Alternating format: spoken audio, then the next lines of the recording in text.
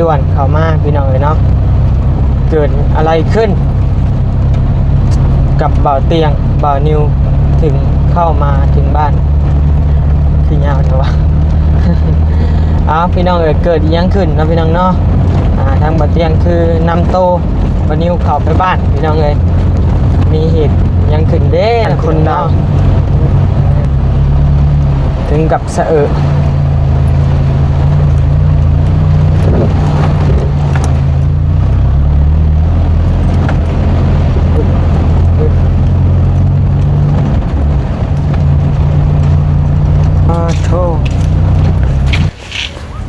โตนบึมๆเข้ามาพี่น้องเลย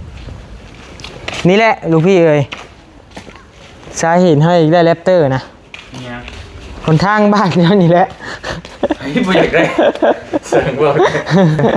ใช่มียังเหตุด่วนเหตุยังอันนี้คือว่าให้เข้ามาในบ้านกับบ่มีหยังดอกขอความช่วยเหลือนิดนึงนะ ขอความช่วยเหลือกับเฮาบ่วะนี่ช่วยพาไอ้ไปศูนย์แน่อ้าวไปยังศูนย์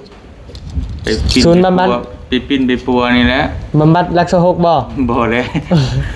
ศูนย์นี้ชู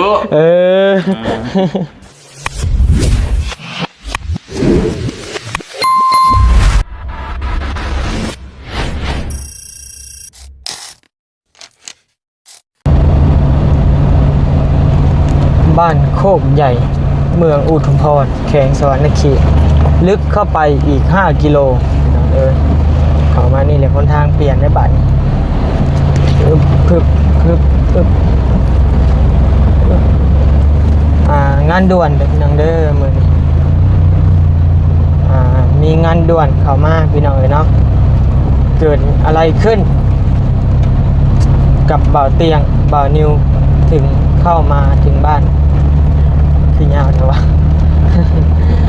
พี่น้องเกิดยังขึ้นนะพี่น้องเนาะทางบ่าวเตียงคือนำโตบ่าวนิวเข้าไปบ้านพี่น้องเลย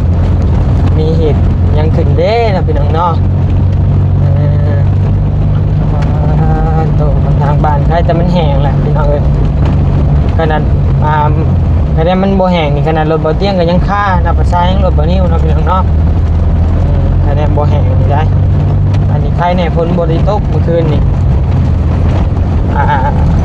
ตกอยู่น้อยนึงคืนนี่แต่มามื้อเช้ามันก็บ่ตกเลยพอดีทางแห้งบัดนี้พี่น้องเลยขี่เข้าไปแบบสะดวกสบายอยู่เนาะแต่ว่าคุ้มกะสินักแน่นะพี่น้องเนาะ นี่แหละตามร้อยนี่แหละไปพี่น้องเลยมีเฮ็ดด่วนเฮ็ดไล่บ่แม่นเฮ็ดไล่พี่น้องเลยเนาะเฮ็ดด่วนพี่น้องเลยแล่นเข้ามาบ้านลูกพี่ใหญ่ก่อนพี่น้องเลยเนาะบัดโคกพี่น้องเลยแล่นเข้ามากับบ่าวเมฆพี่น้องเนาะจักมายังพี่น้องเลยเนาะเราติดตามเบิ่งติดตามชมน้ำกันพี่น้องเลย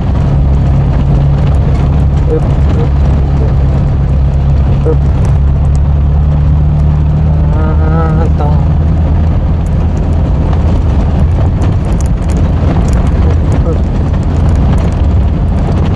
พอแล้วหล่นไว้จังค่านี่กำลังแห้งได้นี่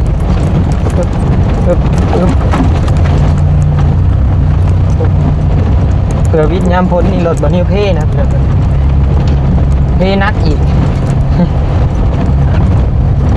เหมือนเพ่ธรรมดาเลย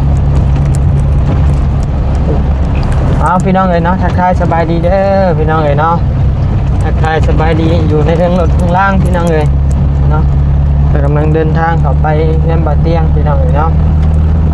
จักเพิ่นมียังให้ช่วยบ่อะไรพี่น้องเอ๋ยคือว่านำโตเข้าไปได้ตามมาเช้ากับบ่เช้าได้1 โมงเลย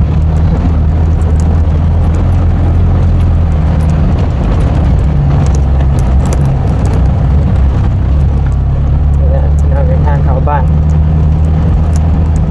มากับมีอีก2 คนพี่น้องเลยเนาะ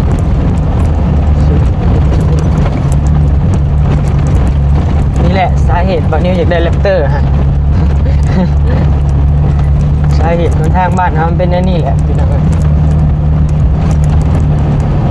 กันว่าเอาเงินแป้งรถวิโก้นี่ไปออกแรปเตอร์ก็ได้แล้วอันนี้บ่พอกี่เดือนแป้งบ่พอกี่เดือนแป้งพี่น้องเลย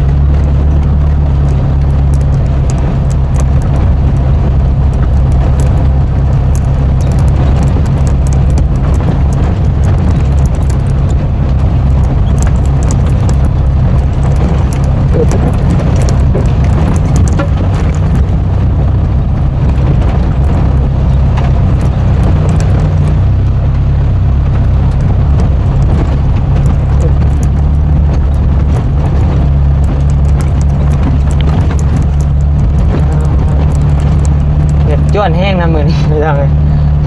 เดี๋ยวผมไม่เบรก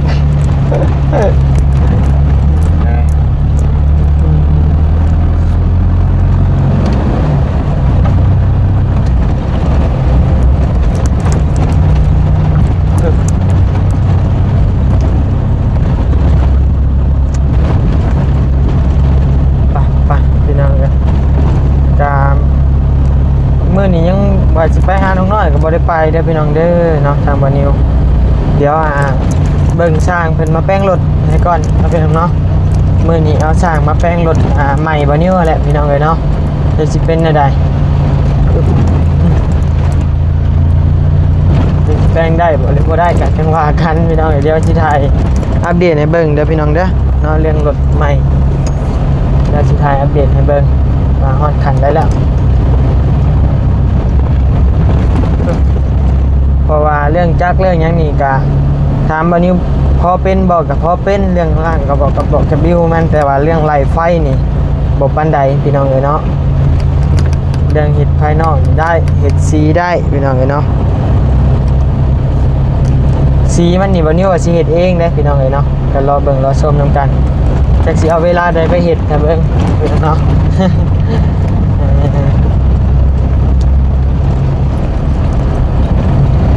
สีทำสีเองคะแนนทำงามเห็ดงามเลยสีเห็ดวิโก้ได้บาทเนี่ยพี่น้องเลย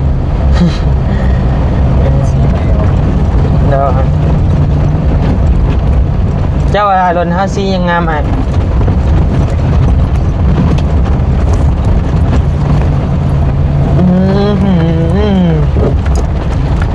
บ้านคนดังถึงกับสะอึก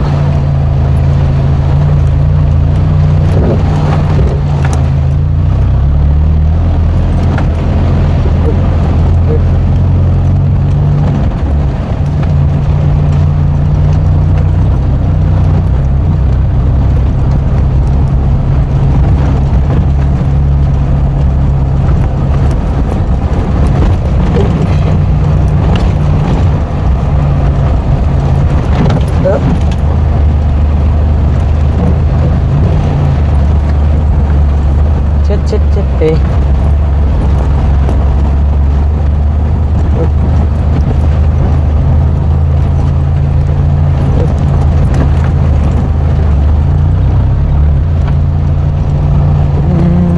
มาหอดแล้วพี่น้องเอ้ยฮึบอะไรเนาะหอดเลยเด้อเนาะพี่น้องเอ้ย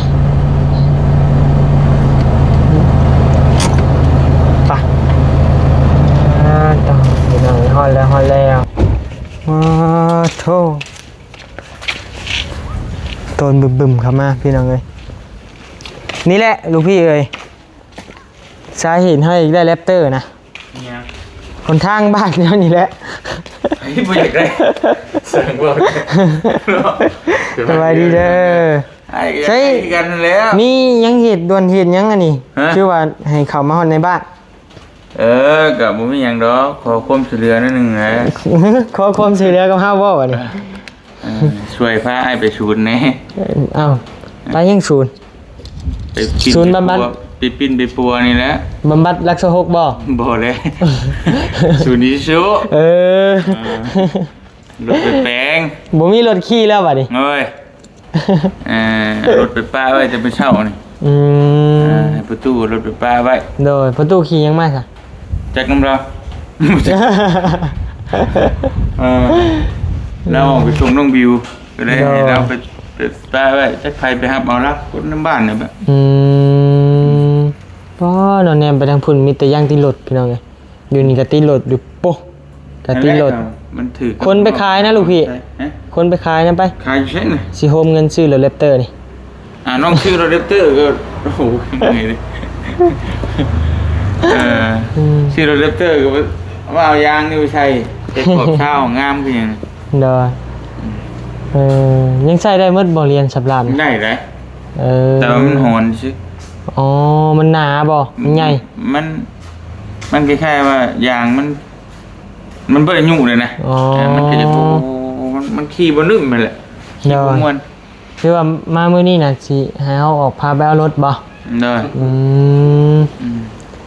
โดยขึ้นไปอีกอย่าง ลูกก็โทรบอกแล้วว่าอย่างมันจังได้เราบ่ต้องไปจักเราโทรบอกแล้วแหละ บอกบอกช่างได้แต่สงสัยเซลล์เพิ่นบ่ฮู้บ่แล้วสุดล่าชุดชงมาบอกนี่คือแบบเปลี่ยนอัน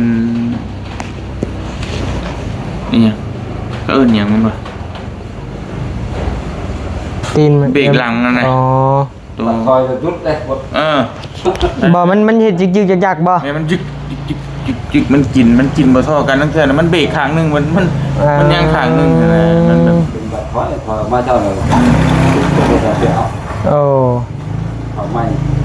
ไม่ โดย เขาไม่ ขนาดว่ารถบ่เตียงนี่รถมือหนึ่งได้มือเดียวเจ้าของขี่ผู้เดียวนะก็ยังเป็นพี่น้องเอ้ยน่ะประชาย่างรถวีโก้บ่นิว10มือขี่นะต้องได้เปลี่ยนเลยนะ อายุทางมันนี่มัน มันแห้งเลย มันเคยทาง โดยใครอยู่ ชาวนี้ยังรอบลากผู้ชม ป้าว่าเรื่องน้ำท่วมก็นักลีเมืองอาจจะพรก็เต็มท่วมหมดบ้านข้างใน บ่ เมืองอาจจะพรแล้วก็ท่วมฮอดทางย่างได้อาจจะพรไปขี่เรือเขาล่ะ นี่ก็ไปเบิ่งแล้วรถแล้วก็ไปเบิ่งไป เดี๋ยว สุพรรณนี่ใกล้ๆไปเนี่ย